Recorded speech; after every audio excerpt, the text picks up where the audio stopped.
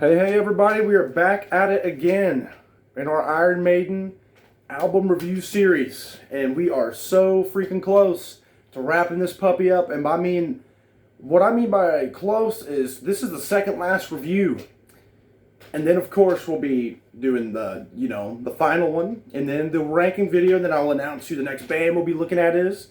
So I'm super hyped. We got a lot of awesome stuff coming up. So with all that being said, we're talking about the 2015, the last 2010s decade album of Maiden. They only had the two, Final Frontier, and of course this freaking greatness right here, the Book of Souls.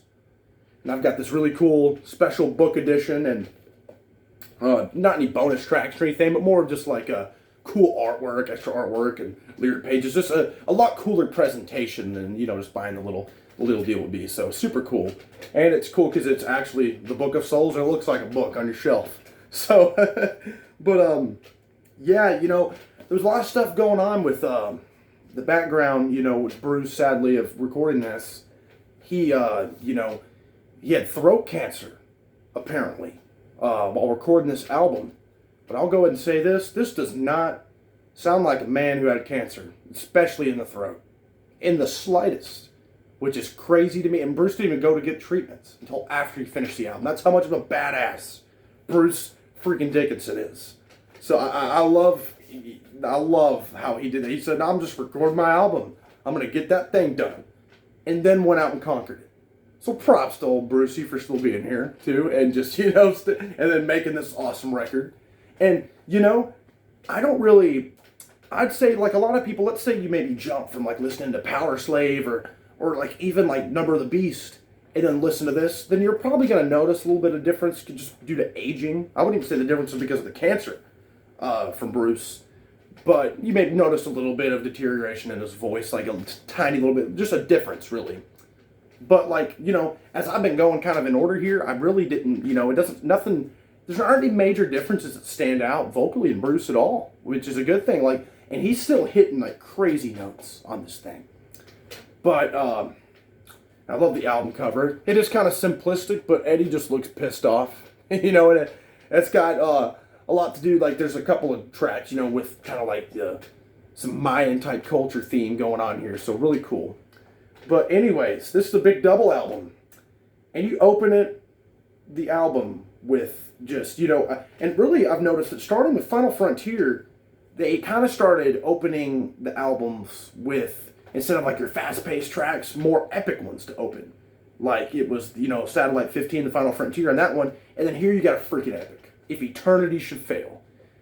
And I love the way it opens with kind of like the horns going, and it's all like, man, the production immediately shines in this album, because you get this epic feel from this. Like, you get this epic feel like this could be their last album, which obviously it's not, it wasn't, and which was the best, thing possible that it wasn't. I want them to just keep going till they can't anymore. But if they would have went out on this, it would have been a very fitting ending. But If Eternity Should Fail's got just you've got some awesome notes right off the bat there from Bruce. And, the band's chemistry has just grown and grown and grown over the years. And you hear just how well in tuned these guys are on this track right off the bat. And this is one of the best damn tracks on the album right from the get-go. And I just love the feel that this delivers. Just, with those horns going on at the beginning, and Bruce, like, he's got this echo thing going on. And then the chorus is super hooky. You got tons of time changes, solos, and a common theme on this album too is the solos. You can really, each of both Yannick, Adrian, and Dave kind of all went with like a different tone, not like a major difference to where it throws you off, but enough to where you can tell when the next person picks up, which is just such a super cool thing they did on this. But anyways, you get to the second track, which is the more faster paced one, which, much like Final Frontier that had after their first one, El Dorado, this one you get a faster, Speed of Light, which is one of the singles off here. Really cool song. I used to not like it as much, but it's kind of grown on me a little bit. But I still wouldn't say if it would be one of my absolute favorites on this album.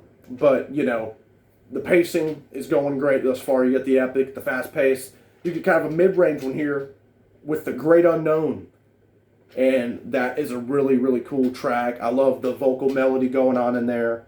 I love the bass tone on this album. Is some of the best damn tone, one of the best tones Steve Harris has ever got. And this is some of the best bass work I think Steve Harris has ever done. And that's saying something. Not the down, and I don't know if I'd go ahead and say it is the best bass score he's ever done, but it's definitely up there. And that really shows with the epic, one of the most beautiful songs I've ever heard. The Red and the Black. You open with an acoustic bass going on from Steve Harris, and like this whole, the tribal kind of thing going on, and man. And I'm talking the time changes. I can't stress enough how beautiful they are. And the build-up of this song. This is one of the perfect examples of how to properly build up a song until its epic peak. Whenever that final cymbal crash goes from Nico, and then the kind of chanting type thing that's kind of like the Wicker Man, the ending of that song, like the whole anthemic kind of chanting like you do to a concert. Is kind of one of the parts of the chorus here, and but it's just way more beautifully done on this track. The Red and the Black is one of the best damn Maiden tracks ever. I know a lot of people love it online too, so they know what I'm talking about. It's a good 8 minute just epic that shows you.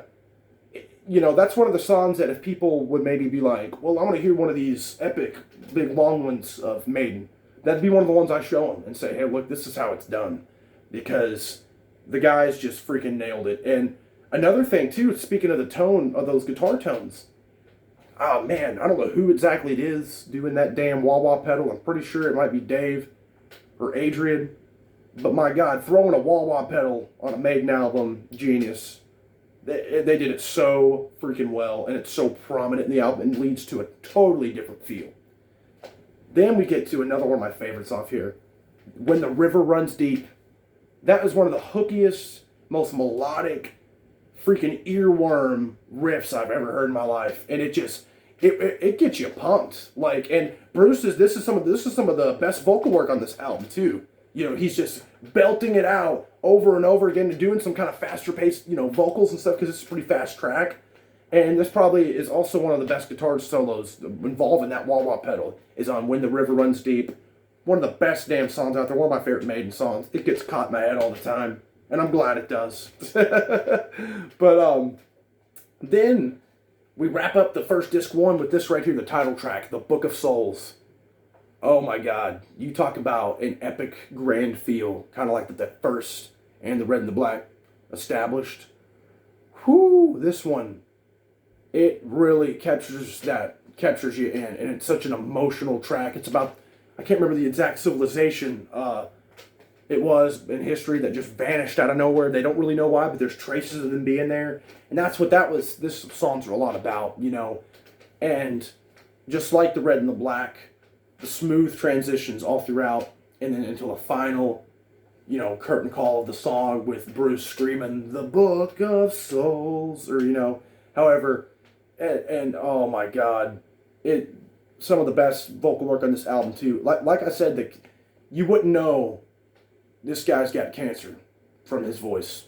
Bruce with cancer is better than most people without it, is what's crazy. But yeah, that's one of my favorite songs Maiden's ever done. This title track of this, I'll never forget hearing that for the first time.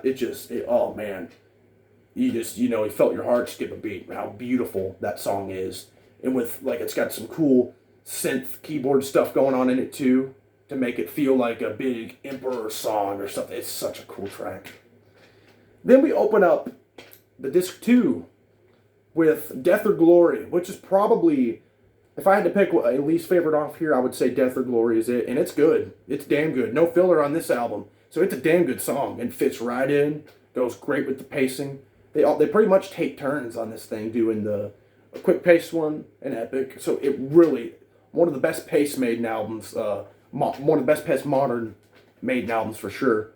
But yeah, Death or Glory, really cool chorus and all, but one of my least favorites. Then we've got Shadows of the Valley.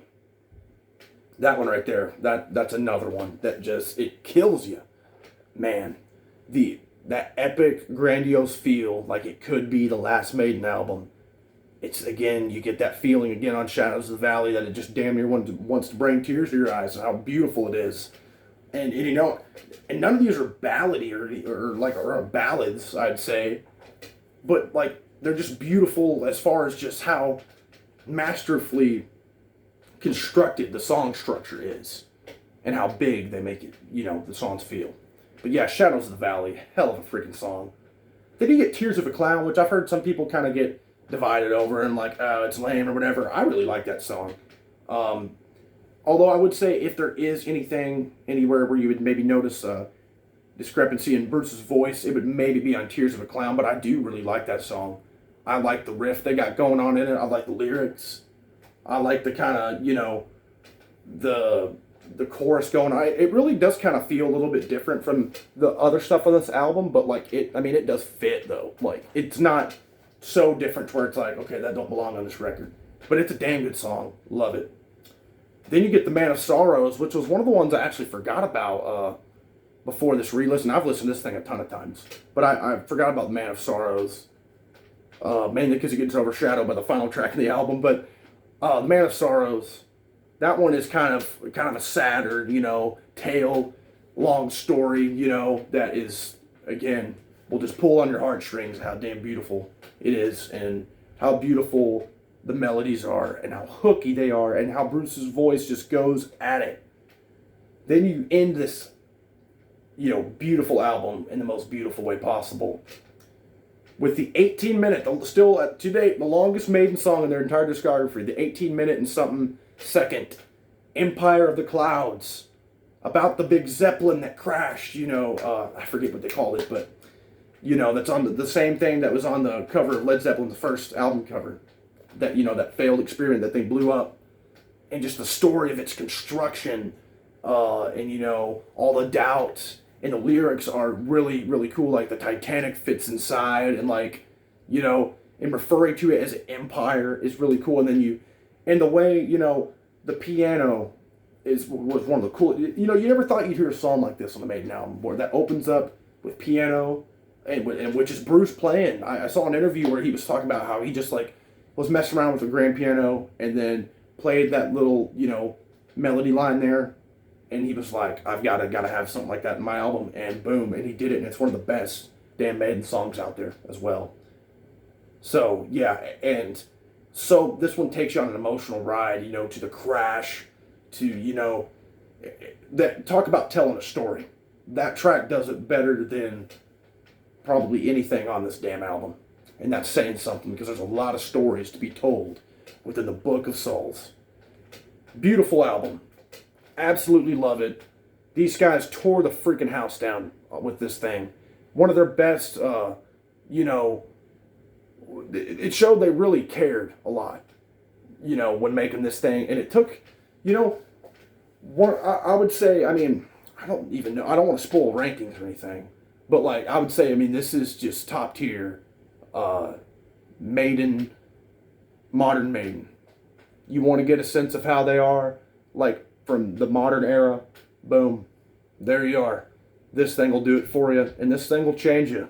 I mean, man, it's just, oh, absolutely love this thing. I've always been a giant fan of this album. And, you know, that opinion did not change. The only thing that changed about my opinion is I love it even more than I already did. It just grows every time.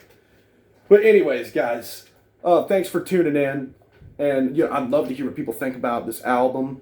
I know some people thought it was too long or whatever, but hey, it's a double album, you know. So what do you expect? It's going to be a long one.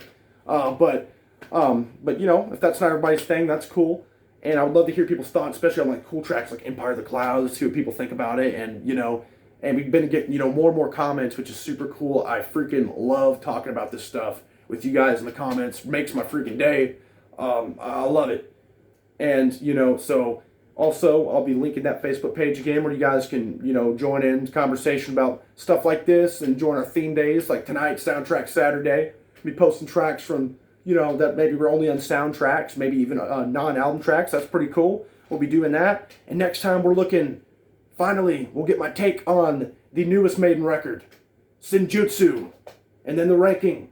So enjoy it, guys, and like, subscribe, comment, and let me know. Thanks.